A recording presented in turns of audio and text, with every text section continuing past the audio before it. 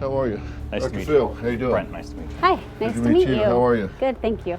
Listen, I wanted to just talk to you guys for a few seconds before we get out there because I'm concerned about the history here between you guys that predicts what might be a problem once we get out there.